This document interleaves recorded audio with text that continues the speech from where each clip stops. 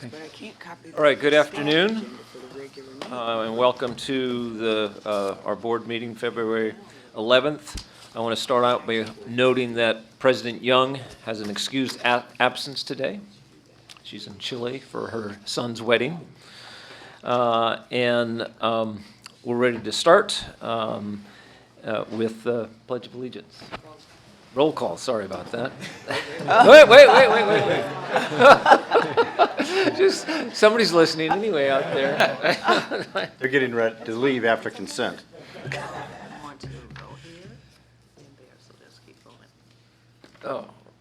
Oh, that's right, I see. So there's an announcement here beforehand. Man, you haven't done this for a while.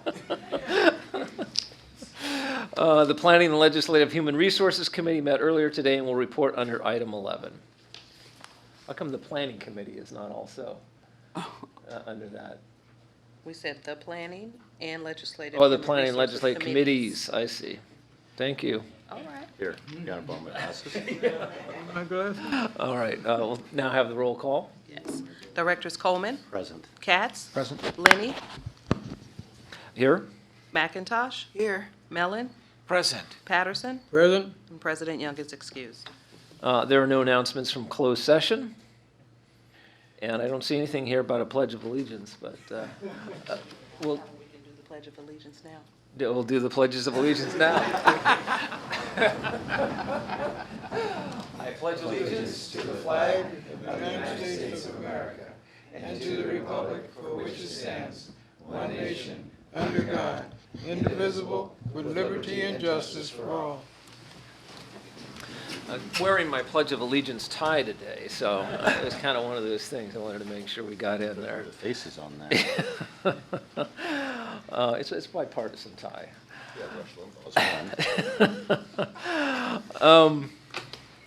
We'll hear public comments for items that are not on today's agenda, and I have one card from Yvette Rivera.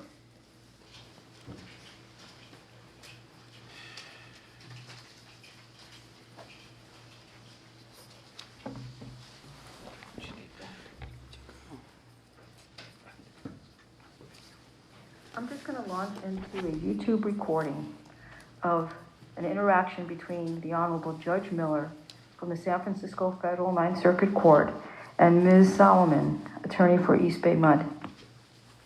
Claim that she's always been more or less the same in terms of her She had a sentence in her declaration that had no facts, it had no hours, and it did say, basically, my leave has always been the same. That's not enough. The reason that her performance Why is that not enough? it's not enough because it's not specific evidence. It's just It's a very straightforward statement. it is a very straightforward statement, but the standard is that in order to show pretext at the stage where the employer has articulated a legitimate business reason, you need significant, substantial, specific evidence. Well, And just who has the records in terms of her attendance? she has the records in terms of her attention. So there was no reason why she could How not. do we know that? Does East Bay MUD have the records of her attendance? Yes, and there was exhaustive discovery in this case. And at the time that these motions were filed, she had access to her attendance records. And did anybody put those in, including East Bay MUD? I should have thought if they would support you, you would have put them in. Her attendance records are in the record for the time period at issue. No, I'm talking about the earlier period, because somebody can be written up for something that they've been doing all along, and all of a sudden the hammer comes down when it could have come down before, but only for some reason only comes down now after they've made a complaint. That is. I mean, that's the argument. That is the argument, and that's possible. But what did not happen in this case was that Ms. Rivera did not put in anything other than a sentence, a conclusory sentence, stating my leave was the same. What she didn't put in was her. Let me make sure I ask the question. Mm-hmm. But East Bay MUD has her employment record in terms of her attendance, right? For the earlier period as well as the later? It does. And it chose not to put him in front of the district court to contradict the statement? It did not, because this was a summary judgment motion. So in her opposition, she puts in I this. should have thought that if the records were available to East Bay MUD and they would have disproved her statement that I've been doing the same attendance all along, that East Bay MUD would have put him in. Except she made the statement in opposition and you can't put in new evidence on a reply. I see, so the first time she makes that, okay. I would like to move on to the And do we discrimination. have, and are those records that you claim you have, and I assume you're claiming that they disprove her, or are you making that claim? No, I'm making the claim that based on the records, those records are not in the record as far as I recall. So you don't know one way or the other? I don't know one way or the other. All right, Thank you. Any other people wanting to speak on items not on the agenda? Then we will go on to the consent calendar. We have 7 items for consideration on the consent calendar. Any items to be pulled before we vote? Move items 1 through 7. Second. All right. We have a motion and a second. All those in favor? Aye. Any opposed? Any abstentions? Passes unanimously. Staff is welcome to leave who were here for any consent item calendars. Otherwise, we're on to determination and discussion.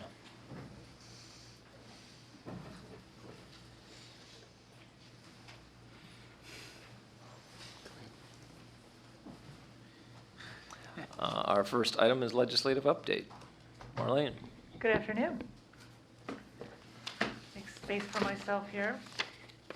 All right, so we have a legislative report for you with 2 position recommendations, and then we have 3 items that are update items for you. You'll notice that on both position recommendations, these are unusual. The first one is SCR 77, which is a resolution, and we don't normally bring resolutions for positions, but we felt like this one was special. It would recognize Representative Tauscher, who passed last year, and the resolution proposes to name the 4th bore of the Caldecott Tunnel after her, and she was somebody that many of you knew, and somebody that EBMUD worked closely with on some pretty important initiatives. So we felt that this rose to the level of suggesting a support recommendation for the board. And for the record, at our Ledge Committee this morning, we, upon a 3-0 vote, we supported both staff recommendations, this and Huffman's. The next one is Representative Huffman's drought bill, which is called the Future Act.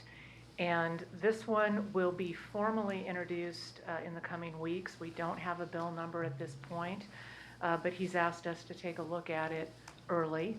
And we are viewing this as a very positive measure, if for no other reason that in all of the drought bills that are being considered in Congress, this one does not propose to do an outright extension of the California water provisions of the WIN Act.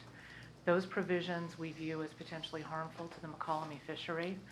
Instead of doing something like that, this measure actually recognizes the importance of fisheries that have commercial and recreational importance. There are also some funding provisions in here. Overall, it's a very positive measure that doesn't seek to take away from one entity to benefit another. And so we are recommending a support on this measure early. Great. Any questions or discussion? I'll move both staff recommendations. Second. So I just wanted to, oh, Bill, I'm sorry. Second. I thought it was a move. Oh, we have a motion and a second then. I'm sorry, recognize that. I just wanted to ask, so does this have, is it a budget bill or does it have money included into it or? It's a policy bill. It's a policy. But when they get into budget discussions, we may see a lot of things coming together. This is Representative Huffman's approach to both funding for water issues and also the policy approach. And he is the chair of the correct committee.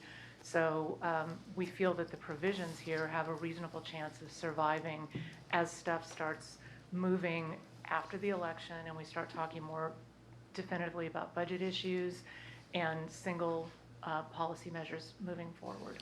So since it's a policy measure, if it were to pass in the House, it could be a benchmark for the word wrapped into the worded legislation? Yes. All right, any other discussion? All right, all in favor? Aye. Aye. Any opposed? Any abstention? Carries unanimously for both bills, is that right? Was that a measure? Yes. For the, okay, resolution. And a couple of items on the updates for you.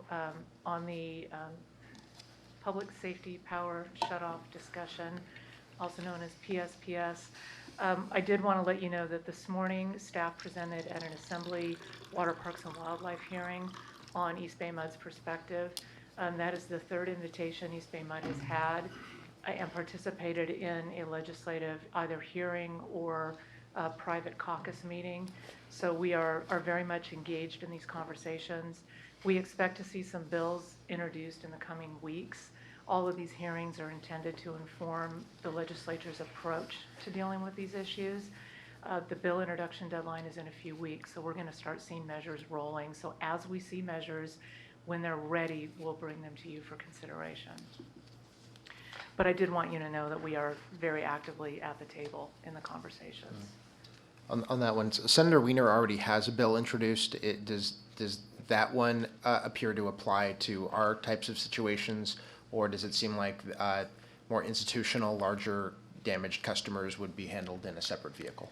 He does have a bill, and he does include special districts in the reimbursement provisions of his bill. And one of the things that we are watching to see is what's going to happen with the new measures and how is it going to play with Senator Wiener's bill. Is he looking to merge? And we don't know yet. So we've got an eye on that as well as what's coming. The next item is the Green New Deal.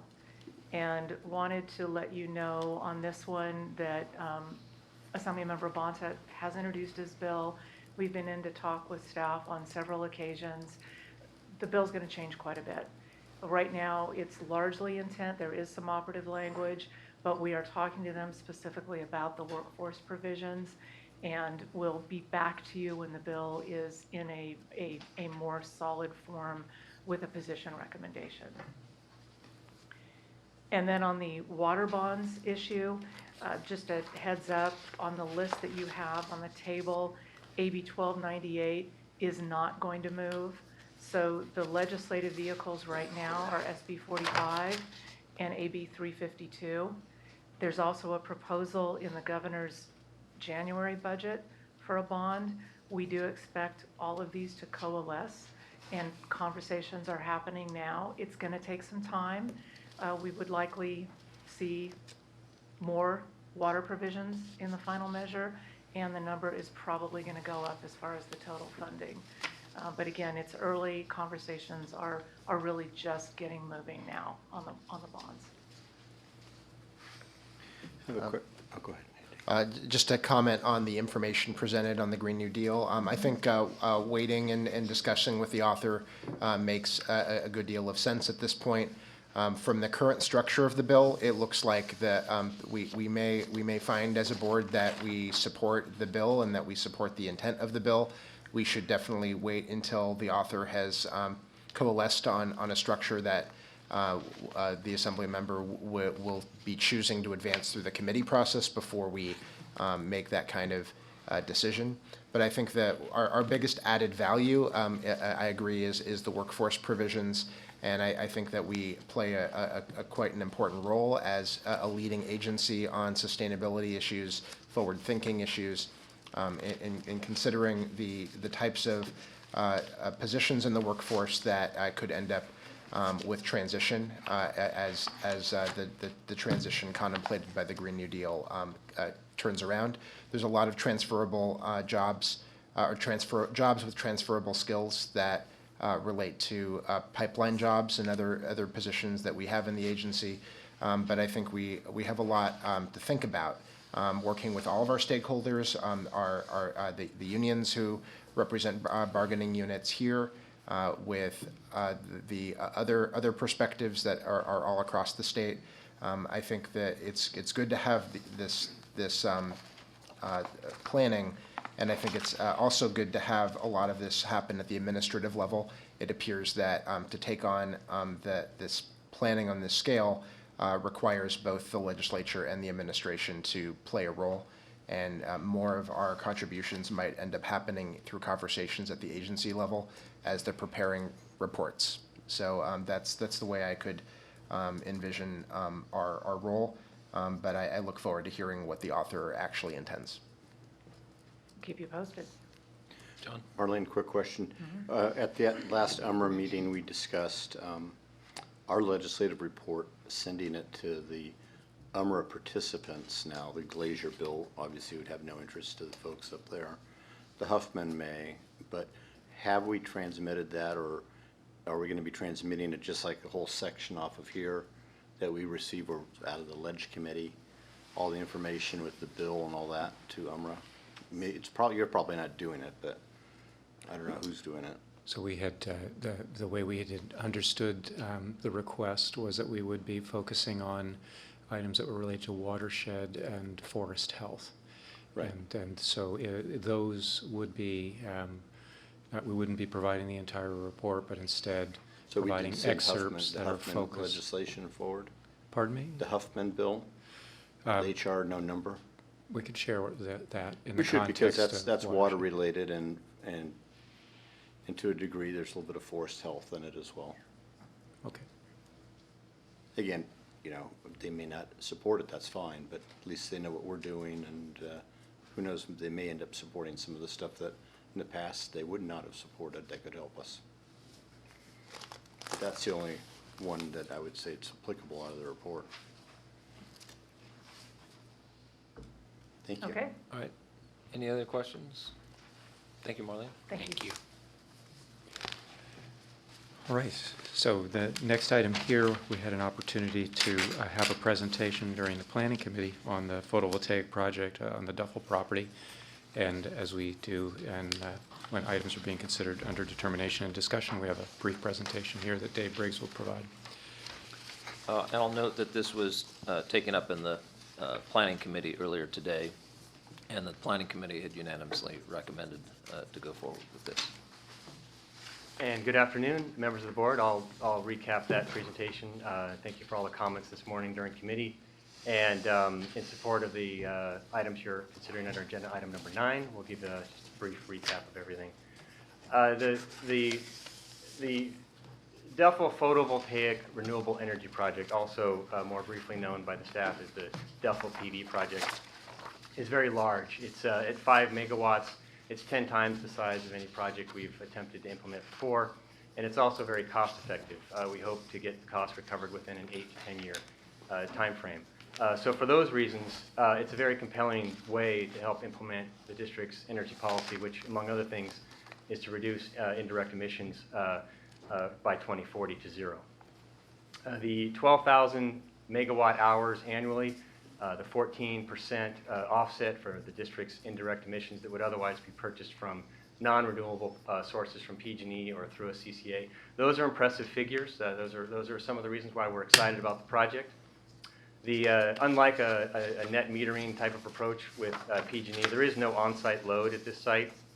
It's a very generous, it's a different tariff, it's a different type of tariff offered by PG&E. It's much more generous, it's much larger, and it's only available to local government agencies for a limited time, and we're hoping to take advantage of it.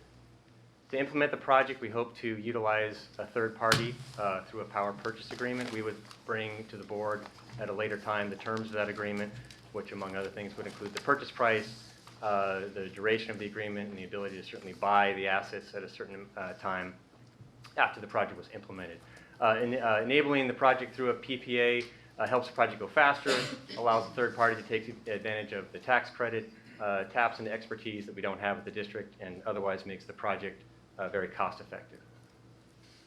So as the committee saw this morning, the project site is located in the northwestern edge of Orinda, immediately downstream of Briones Reservoir and to the east of San Pablo Reservoir. Looking at the site a little bit more closely here, the large polygon in the middle, the darker gray, is the roughly 20-acre parcel that we would implement the solar installation. Across the street to the east and to your right is a PG&E substation. It's a very large Sobrante substation that's been there for decades. And then bisecting those two land uses is Bear Creek Road to the east of our project site. To the west of our project site is a recreational trail. This project would be visible, and for that reason, we would implement various levels of screening, including vegetative screening, to render any visual impacts less than significant while we implement the project. Co-locating the project this close to a PG&E substation is helpful. It helps cluster like uses within the watershed. It's a utility cluster. It also minimizes above-ground utility poles, which we've heard many times is a concern in Orinda. And otherwise, it lowers costs because the interconnection agreement will reflect that close proximity. The mitigated negative declaration is completed. It's before you for consideration. It includes standard EBMUD practices and procedures that are related to construction that help reduce impacts associated with implementing the project. Otherwise, the specific mitigation associated with this project are included in the mitigation monitoring and reporting plan, and collectively, that mitigation renders any potential impact to a less than significant level. I've heard several times from Orinda staff members that they've appreciated how early we came to them while the project was still a concept and how often we've come back.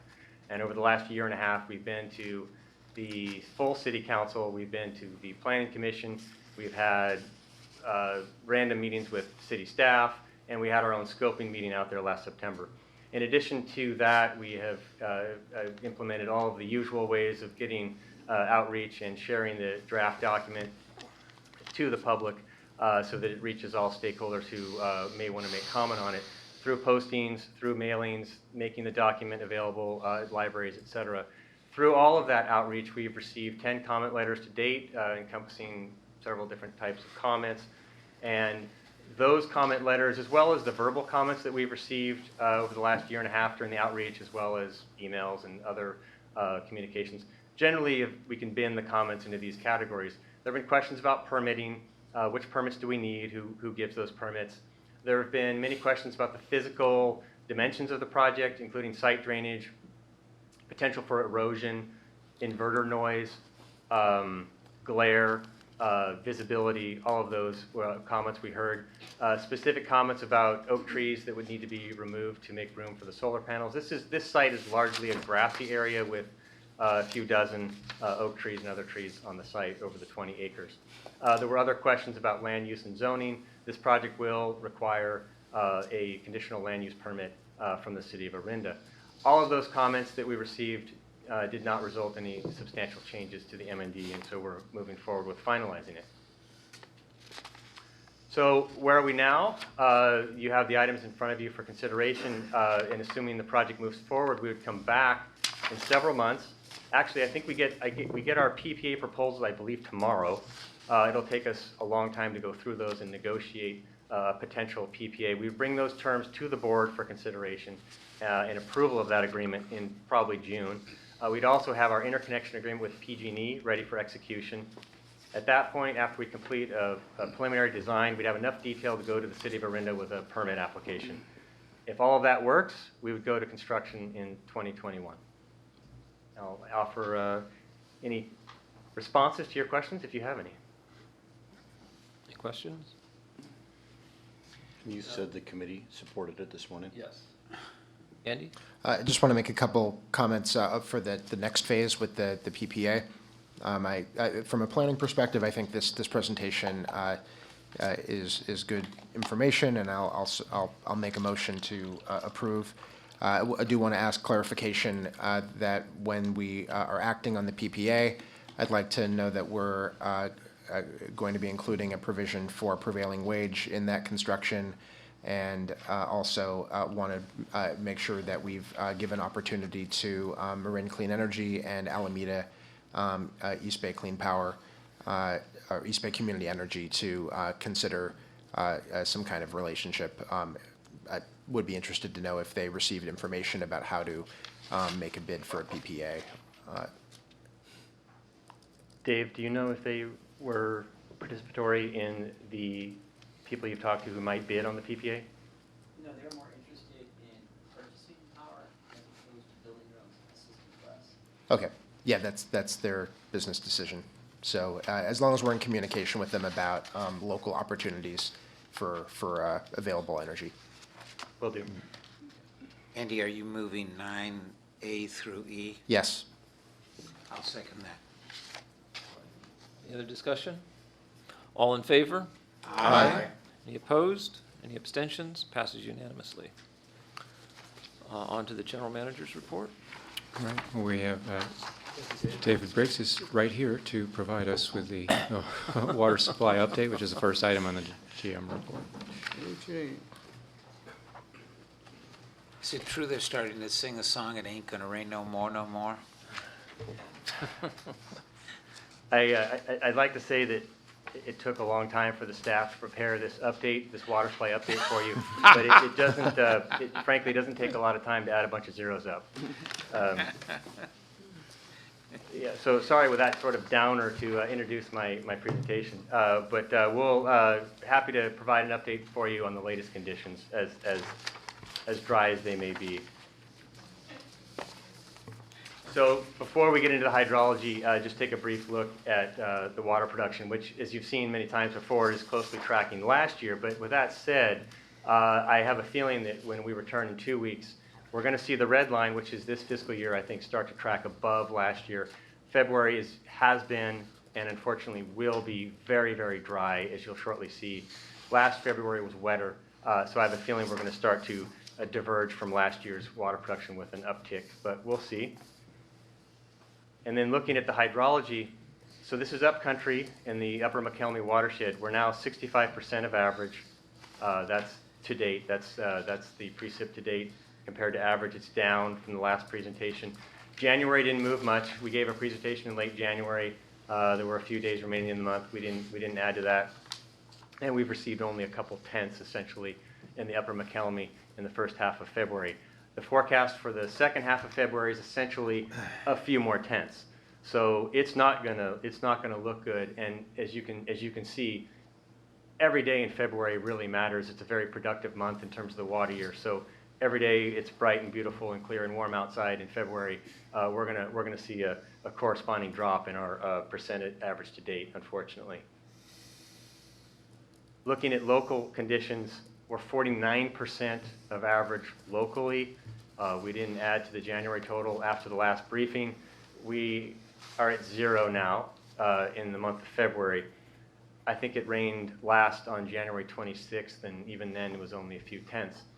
So with the forecast locally for the next 2 weeks is equally as grim. We're seeing a high strengthening ridge that may develop next week. That will continue to keep the precipitation away from the Bay Area.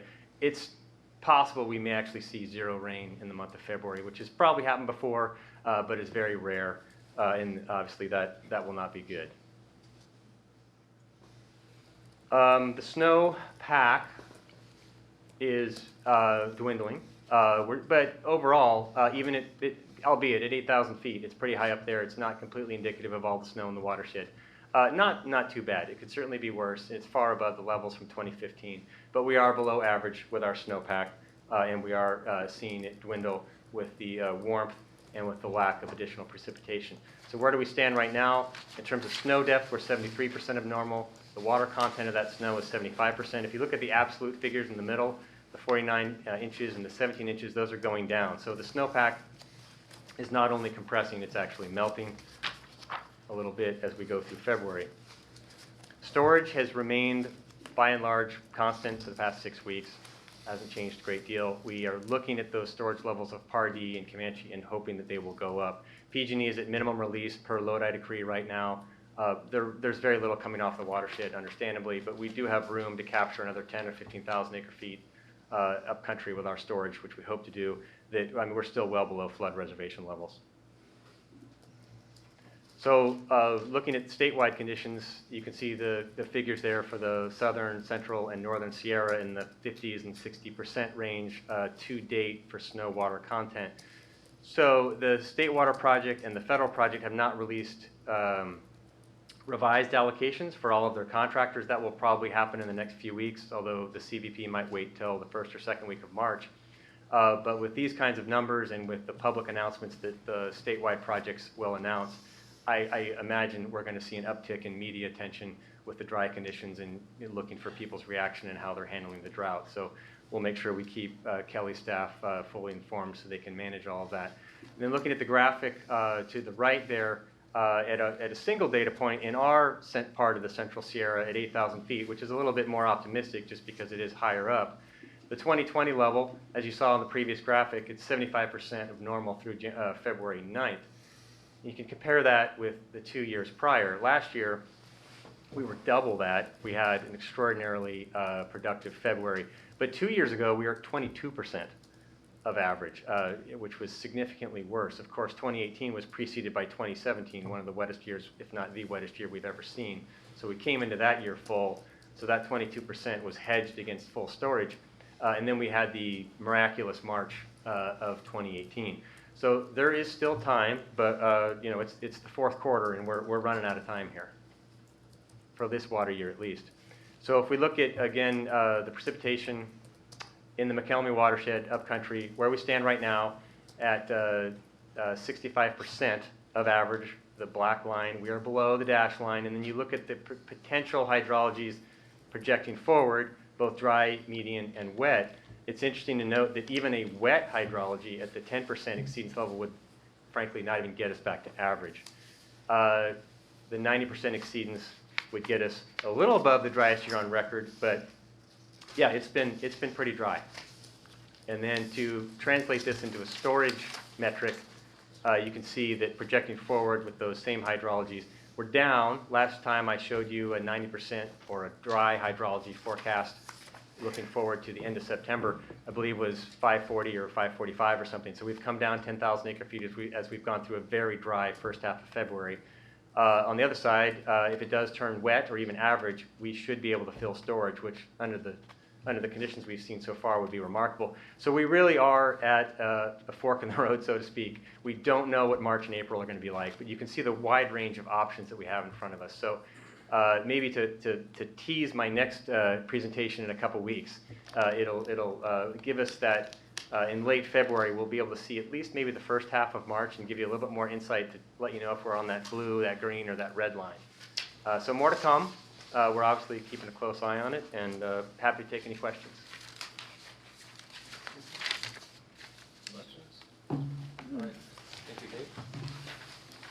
Thank you, Dave. So also in your materials is the monthly report. I can work to answer any questions. At your places, you also have the latest update of the Speakers Bureau and outreach record. All right, and then we're on to the reports and director comments.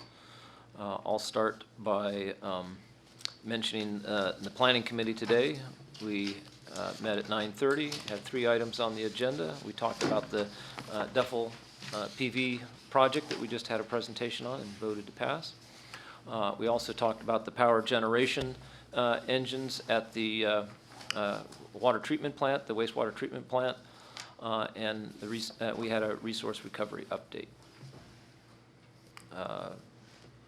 Director Coleman, you want to talk about the ledge meeting? Is at 10:30 this morning. We already approved Glazier's bill and Huffman's as it was done this afternoon. We had the update on Bontes and the climate change and Green New Deal. And we also had a report on the semi-annual update of the district values and organizational improvement program, well received by the committee, and that concludes that report. All right, thank you. Please submit any items for future consideration on our agenda to the general manager. And are there any director comments? Just have one. I've submitted my comments, but I will not be at the next meeting and will be asking for an excuse. I'm going to be in Washington, D.C. for the Aqua meeting. Bill? Just a quick text to remind when I wanted to compliment the staff on moving forward on the Black History program here at EBMUD. And I'm hoping to be available for the parade on the 23rd.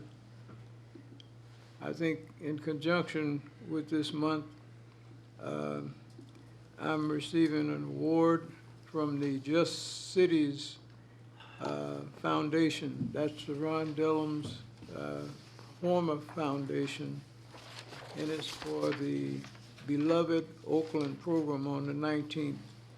So I just wanted to share that with the board. Seems like I'm getting remembered all over the place.